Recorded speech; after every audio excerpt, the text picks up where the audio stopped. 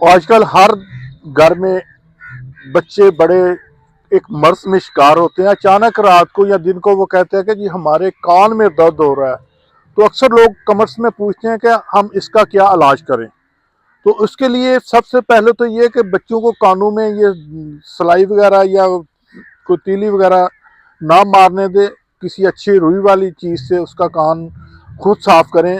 अक्सर बच्चे पेंसिल वगैरह कानों में डाल देते हैं, उससे वो खुजली वगैरह हो तो उससे वो साफ करते हैं। तो इस वजह से कान में कोई जख्म दर्द या सोजिश वगैरह हो जाती है।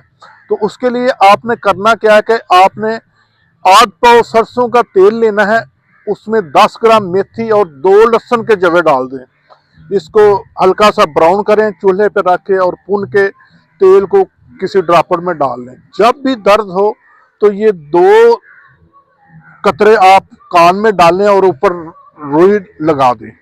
तो इंशाल्लाह 1 से 2 दफ़ा ही लगाएंगे तो आपका दर्द का मसला इंशाल्लाह कवर हो जाएगा।